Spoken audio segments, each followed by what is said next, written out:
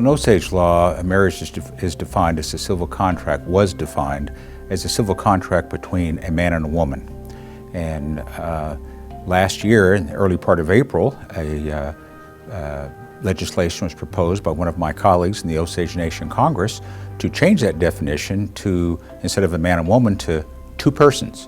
Very simple, very short and brief change to the legislation with a profound impact, because essentially that then meant that the definition would include gay marriage or same-sex marriage, which hadn't been performed in our court system. I introduced an amendment in a committee that took that out, but did insert into another part of the law to allow or call that the Osage Nation would recognize same-sex marriages from other jurisdictions. So therefore, if you were married elsewhere in the county or the state or the nation, and you brought your marriage certificate in, if you were a same-sex couple, that was acknowledged and recognized, and you had similar benefits as heterosexual relationships. So that passed. But the same-sex community was not satisfied with that. I saw multiple conversations in social media that felt like that wasn't enough. They still felt like basic rights were not being respected. And so another bill was filed last fall regarding, once again, amending the definition to include or two persons rather than a man and a woman. This time, rather than continuing to have this legislation came through, I introduced a committee substitute that basically allowed for a referendum vote so that the Osage people could vote in the privacy of the polling booth to make their decision. You know, we in Congress are broadcast live during our sessions and very aware that our constituents are watching us, either watching us live or watching us on recorded media as to how we vote and how we explain our vote if we choose to speak.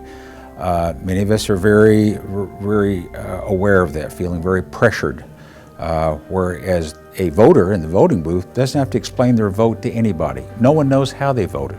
And so I felt, and did some of my colleagues, that that was best. And so the Congress voted to approve that referendum vote, so the people voted and the people have spoken. Now you might go into, well, we didn't get the vote out, not enough people came in to truly vote and express their opinion. That may be true, but the vote is the vote and the people have spoken. That's all you really have to know. But there's different parts to legislation, the definition in the code, how the bill is mentioned. Some people said that this referendum vote allowed the nation to recognize same-sex marriage. Same-sex marriage was already recognized. The final effect of this referendum vote is that same-sex couples can now be married in the Osage court system. That's the primary effect of it. And it was put on the ballot, and in our system of government, the language in the ballot is drafted by the Attorney General's office. So the Congress does not draft that. It's drafted by the Attorney General's office. So that should make it generic, right, and objective. And the results of the vote, by 77 votes, essentially the measure passed. And so the definition of marriage was changed to that as marriage is a civil contract between two persons.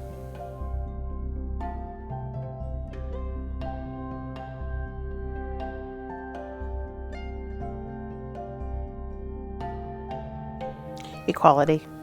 It had been authored before myself by Congresswoman Shannon Edwards. It had failed.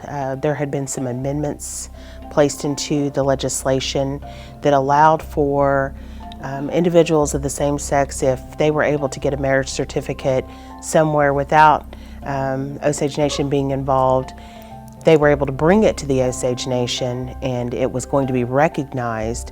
But in my eyes, that wasn't true equality. True equality was what is allowed for the heterosexual couple to come up and get a marriage license through our judicial was not being honored for same-sex couples. And so I picked up the legislation and authored it. It was a second go-around for this Congress.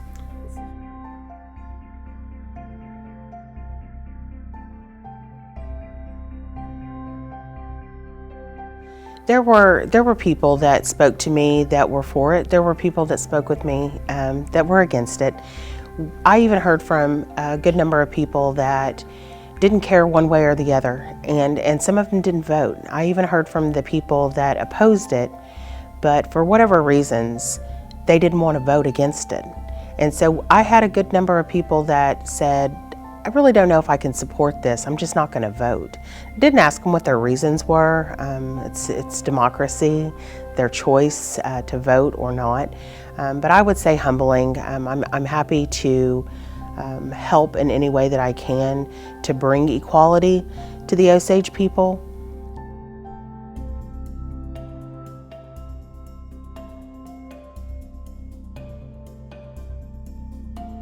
I think that our younger generation is very accepting. They are very forward thinkers, and I would say that a large portion of why this did pass was our younger generation. I think that they're moving forward. They see the issues that Native Americans and their tribal members have had to overcome historically, whether it's women's right to vote, women's right to own land. It's exciting, and I do see more nations if they put it out to a vote to the people. I think that sometimes elected officials get too wrapped up in what I'm trying to represent the people that voted me in office. But if they put that question out to the people, I think they're going to be surprised. And I think that we knew that this legislation wasn't going to pass through this body of Congress. We knew that. And I was a proponent of putting it out to the people. Now, I wasn't a proponent of wanting to really go the special session or special election route where there was an additional cost. I would have preferred for it to go on the ballot in our next general election. That wasn't the case. We put it out for a special election, but the people spoke, and I'm a believer in democracy. And if it had not had passed, I would have been disappointed, but again, the people would have spoken. But we saw what they had to say. It did pass. It was very close, but I do think that tribes are hearing more from their constituents, and the constituents are speaking and saying, this has been ruled on at the federal level. There's been a lot of time, money, arguments, debates, on this one issue, and while we are sovereign, the majority of people feel that this is an equality issue and that everyone deserves the same rights.